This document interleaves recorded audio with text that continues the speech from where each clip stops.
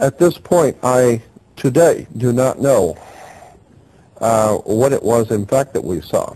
But when we got back to the hotel, the motel that night, Paul said that he, about a half hour to 45 minutes, something like that, after he fell asleep, he woke up totally awake, and something picked him up, actually picked him up and set him up in bed, involuntarily. And the moment he sat up, a light came on over his head like a little dim night light. And he looked up to see an alien's face with the typical aliens with the bubble eyes, but it was glowing, and you could see through it. You could see the ceiling through it, as if it were a hologram of some kind. And it was glowing, looking at him, and he said it slid across the ceiling, went across the ceiling, hit the wall, and came down to where it was even with him sitting in bed. It went through the wall and disappeared. But Ivy, in my room, was laying so that she could see the door, and she said she saw the glowing on the wall, but she couldn't tell what the light was because it wasn't very bright.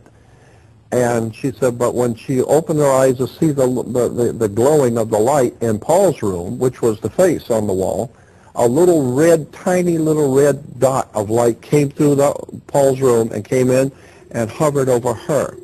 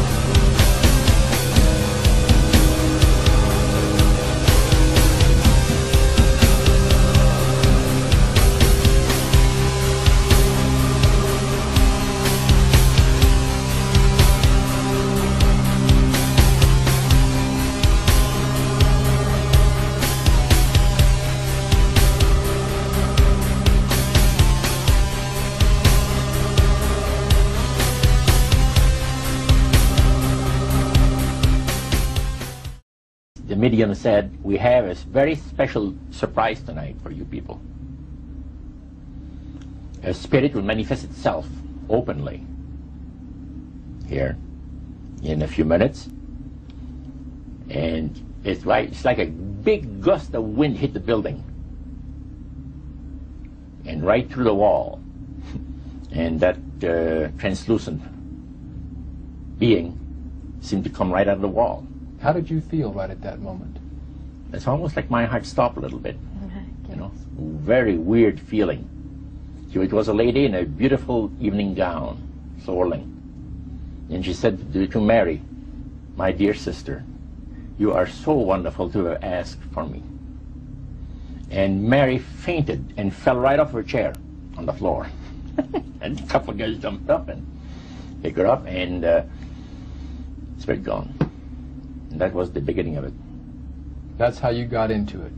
Yeah, that's the way we got into it. After a while, you see, there's something interesting about the human mind. You can adjust to an awful lot of stuff. You can adjust to a lot of things that would terrify you to begin with. After a while, they become common and ordinary. So you mean contact with the supernatural can become commonplace and ordinary and doesn't bother anybody? Yeah. In other words, the more that you do it, you're not uncomfortable. That's right. It's just not. People believe that the dead have entered into a higher state of existence than they had when they were alive. Also that they are in a position and have the capacity to help the living here on earth. So who are they talking to? He says the friendly demon spirits that have always found over the centuries great delight in impersonating in apparitions departed loved ones and persons of great renown. He said the supposed spirits of the dead that you're talking with are demon spirits. They're fallen angels. They're beautiful beings. Just set it out, just like Oh, that. yeah. It didn't make you uneasy when he said they were... Well, you know, it shocked you a little bit, you know, something that you first hear mentioned to you.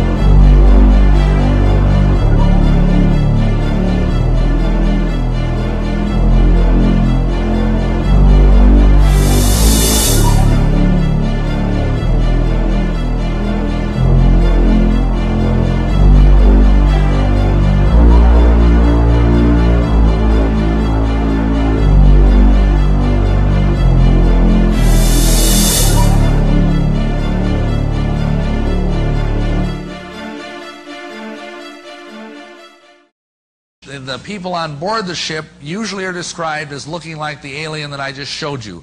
They're very short, 3 to 4 feet tall, big heads, huge eyes, no genitals, vestigial mouth and nose and ears, in other words, not very much of those in evidence, and they stink. They smell like sulfur. Interesting smell.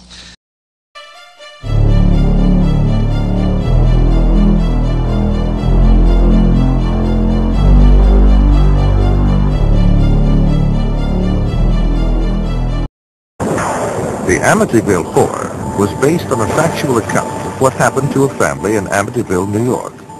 An irritating and nauseating odor seemed to accompany the presence of the ghost or spirit entity that entered there from time to time.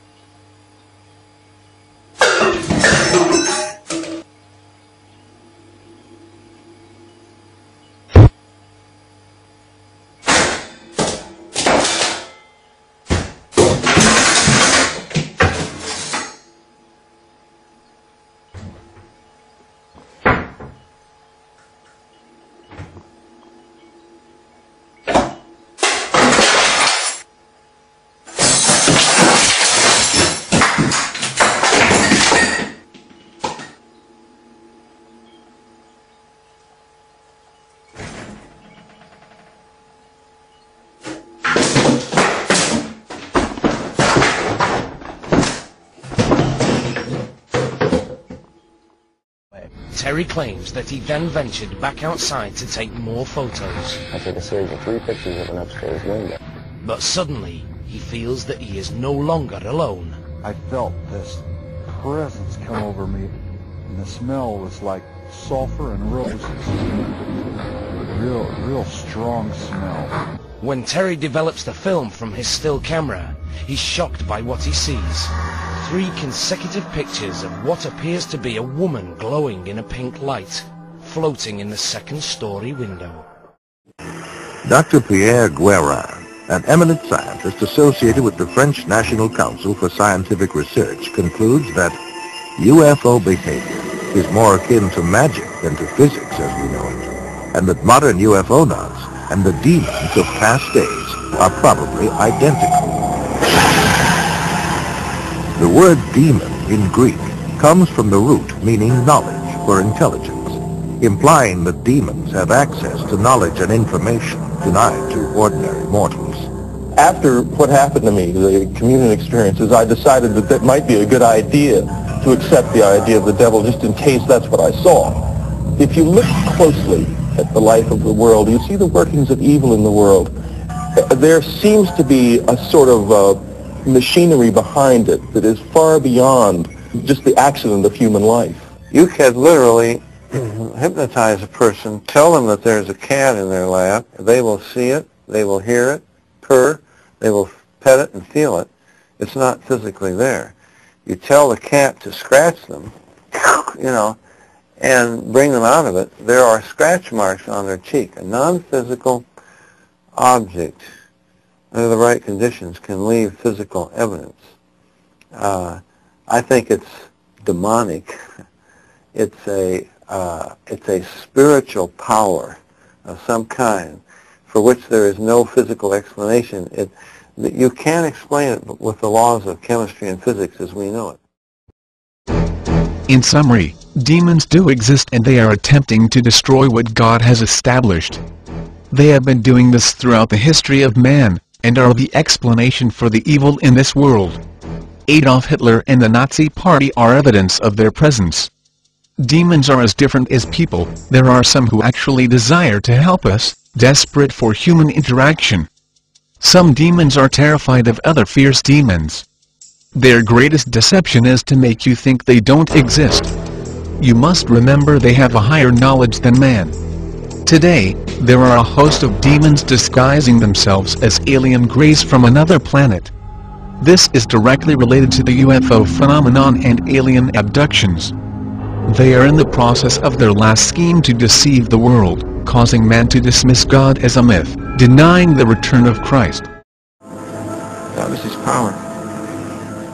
The greatest trick the devil ever pulled was convincing the world he didn't exist. Do not be deceived. These aliens are leading people astray. Christ is returning for those who know him. And if you know him, you will recognize his return. This world will eventually be destroyed, not by our doing, but by the will of God. According to Revelations, we will reign with Christ for 1,000 years before the end of this world. Take comfort in his promise.